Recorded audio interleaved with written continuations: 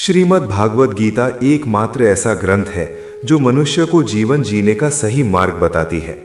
भागवत गीता में जीवन की प्रत्येक समस्या का समाधान मिलता है। क्या आपने कभी सोचा है हमारे जीवन में परेशानियां क्यों आती हैं? क्यों हम टूट जाते हैं? क्यों हमारा मन बार बार भटकता रहता है? श्री कृष्ण ने ये सब बहुत पहले ही गीता के माध्यम से हम सभी को जीवन जीने का सही मार्ग बताया। जो कोई भी इन 10 उपदेशों को वीडियो के आखिर तक ध्यान से सुनेगा, उसे अपनी हर समस्या का समाधान मिलेगा और जो वो चाहता है वो सब उसे मिल जाएगा।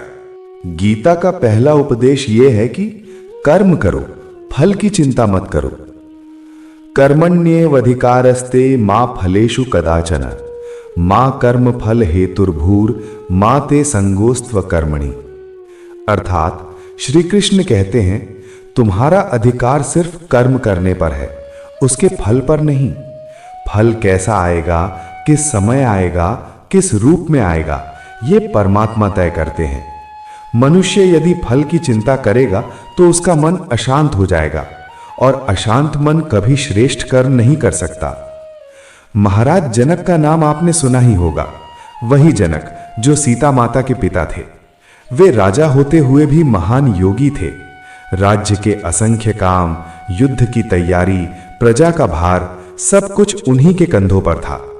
लेकिन फिर भी वे कभी बेचैन नहीं होते थे, कभी परेशान नहीं होते थे, कभी फल के बारे में चिंतित नहीं होते थे।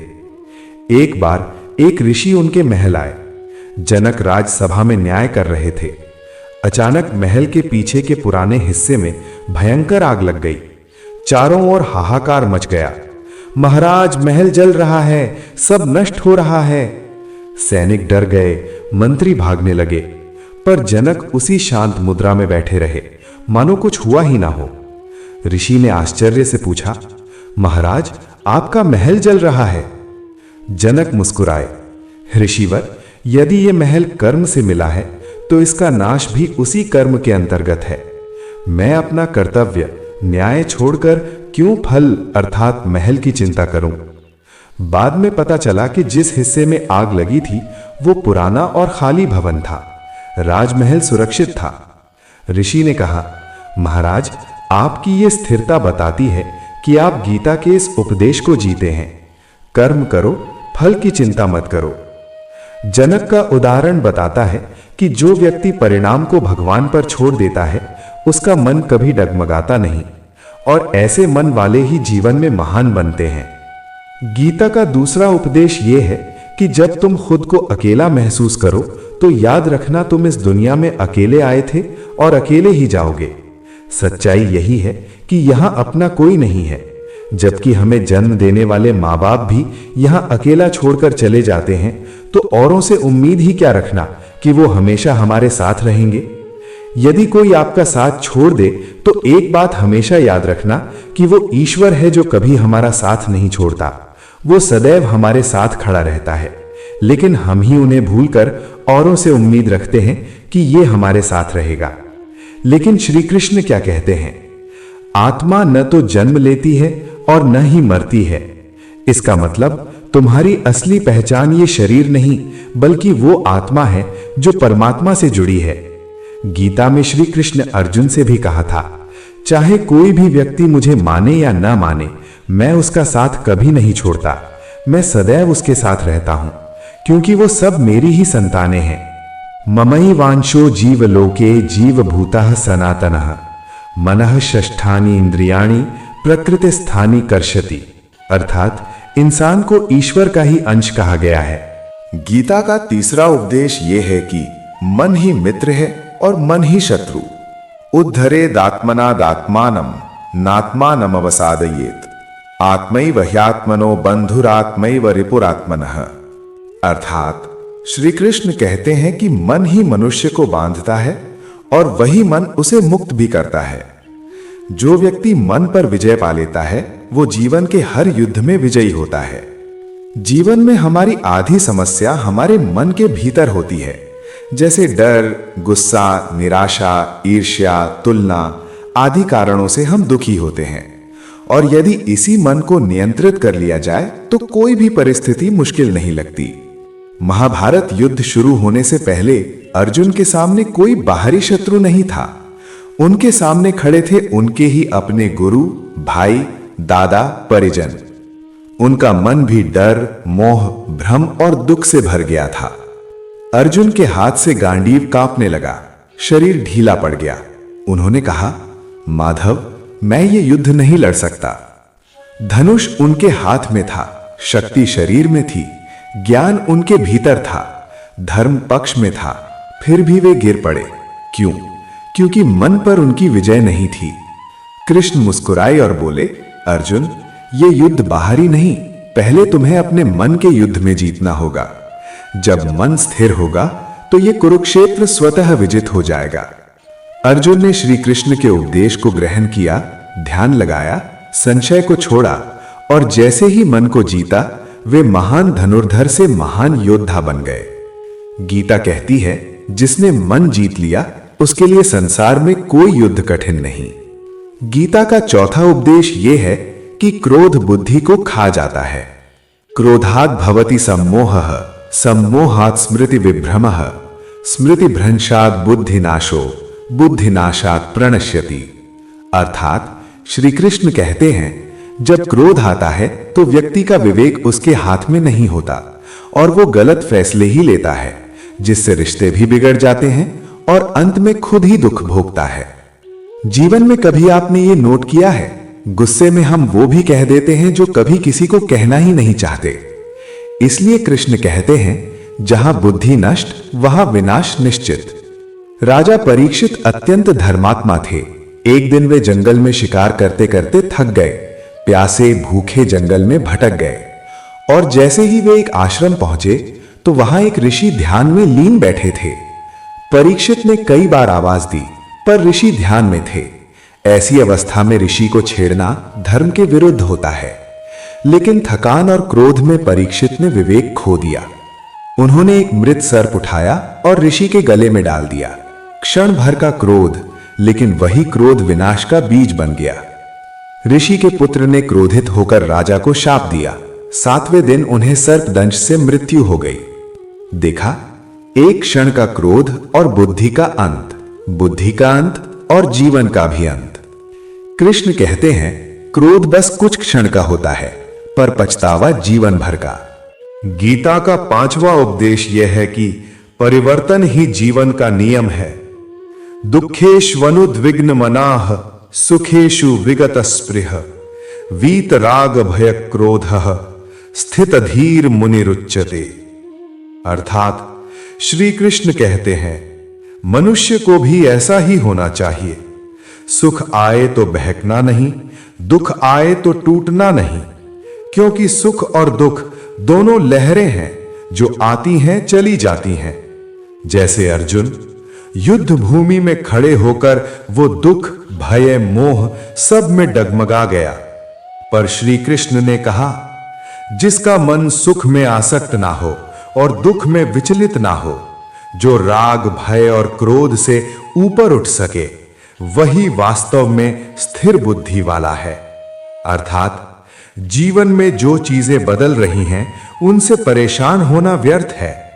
रिश्ते बदलेंगे, हालात बदलेंगे, लोग बदलेंगे, समय बदलेगा, लेकिन जिस व्यक्ति का मन भीतर से शांत है, वही हर परिवर्तन का सामना कर पाता है। जैसे सूरज रोज उगता है, रोज ढलता है, पर उसकी रोशनी कभी खत्म नहीं होती, वैसे ही मन को भी स्थिर रखना है, ताकि बाहरी परिवर्तन हमें हिला ना सके। गीता का 6वां उपदेश यह है कि यही शरीर रथ है और इंद्रियां इसके घोड़े हैं। इंद्रियाणि पराणि आहुर, इंद्रियेभ्य परम मनः, मनसस्तु परा बुद्धिर, बुद्धेरात्मा महान। अर्थात मनुष्य का शरीर एक रथ की तरह है, इंद्रियां उसके घोड़े हैं, मन लगाम है और बुद्धि सारथी है। अगर सारथी कमजोर हो तो घोड़े रथ को कहीं भी भटका देंगे। श्री कृष्ण भगवत गीता में ये कहते हैं कि जिस दिन मनुष्य ने अपने मन को नियंत्रित कर लिया, तो समय और जीवन दोनों ही नियंत्रित हो जाते हैं। ऋषि विश्वामित्र ने वर्षों तप किया। उनकी तपस्या से स्वर्ग कांप उठा था। तब इंद्र ने अप्सरा मेनका को भेजा उनकी तप को भंग करने के लिए। मेनका की मधुर वाणी, सुंदरता, मधुर हंसी, इन सब ने ऋषि का मन विचलित कर दिया। उनकी तपस्या भंग हो गई। जब ऋषि विश्वामित्र को होश आया तो वे पश्चाताप से भर गए। उन्होंने कहा, मैंने पर्वत को जीत लिया था, वर्षों की तपस्या को जीत लिया था, किंतु अपनी इंद्रियों को नहीं जीत सका। यही मेरी हार है। फिर उन्होंने पुनः तप करना शुरू कर दिया और तब जाकर वो ब्रह्म ऋषि कहलाए। कृष्ण कहते हैं, इंद्रियों को न जीतने वाला व्यक्ति संसार में कभी स्थिर नहीं रह सकता। गीता का 7वां उपदेश ये है कि अहं त्यागो जीवन का असली सुख है। निर्मानो निर्विकारो निश्शोको न कांक्षति समः सर्वेषु भूतेषु मद भक्तिम लभते पराम। अर्थात जिसके भीतर अहंकार नहीं, अपेक्षाएं नहीं, वही व्यक्ति परम शांति पाता है। जीवन में हम दुखी इसलिए नहीं होते कि लोग हमारे साथ बुरा करते हैं। हम दुखी इसलिए होते हैं कि हम उनसे उम्मीद ज्यादा रखते हैं। रावण ब्रह्मा जी का भक्त, शास्त्रों का ज्ञानी, पराक्रमी, बलवान, सब कुछ था उसके पास, लेकिन एक चीज ने उसके सारे गुण मिटा दिए, अहंकार। वो सोचता था कि मुझसे बड़ा कोई नहीं, मेरी शक्ति को कोई नहीं रोक सकता। इसी अहंकार में उसने माता सीता का हरण किया और राम के धैर्य को कमजोरी समझा। पर जब अहंकार बढ़ता है तो विनाश भी साथ चलता है। लंका जली, पूरी सेना नष्ट हुई और रावण का भी नाश हो गया। कृष्ण कहते हैं, अहंकार चाहे कितना छोटा क्यों ना हो, वो विनाश का बीज बन ही जाता है। लेकिन अगर अहंकार और उम्मीद छोड़ दो तो मन कभी दुखी नहीं होगा। गीता का 8वां उपदेश यह है कि हर स्थिति में कर्तव्य को प्राथमिकता दो। स्वधर्मे निधनम श्रेयः परधर्मो भयावहः। अर्थात श्री कृष्ण कहते हैं, अपने कर्तव्य का पालन करना ही श्रेष्ठ होता है। दूसरों की नकल करने में हमेशा भय सा होता है। जीवन में अपनी तुलना किसी दूसरे व्यक्ति से करना व्यर्थ है, क्योंकि हर व्यक्ति की यात्रा, क्षमता, समय और उद्देश्य अलग अलग होता है। हनुमान जी के जीवन में एक ही धर्म था, राम की सेवा। जब लक्ष्मण जी मूर्छित हो गए थे, तब हनुमान जी संजीवनी लेने उड़ पड़े। रात का समय था, संजीवनी बूटी भी नहीं मिल रहा था और समय भी बहुत कम था। किसी और का काम छोड़कर वे अपना धर्म याद करते रहे। मेरा कार्य है लक्ष्मण का जीवन बचाना, यही राम की सेवा है। उन्होंने पूरे पर्वत को उठा लिया, क्योंकि धर्म के मार्ग में रुकावटें महत्व नहीं रखती। राम ने कहा, हनुमान, जिसने अपना धर्म जान लिया, दुनिया की कोई शक्ति उसे नहीं रोक सकती। गीता का 9वां उपदेश यह है कि भक्ति का असली रूप मन से समर्पण। पत्रम पुष्पम फलम तोयम यो मे भक्त्या प्रयच्छति तदहम भक्त्युपहरितमश्नामि प्रयतात्मनः। अर्थात श्री कृष्ण कहते हैं, यदि कोई मुझे अपनी पूरी भाव से एक पत्ता, फूल, फल या जल भी अर्पित करे तो मैं उसका प्रेम स्वीकार करता हूं।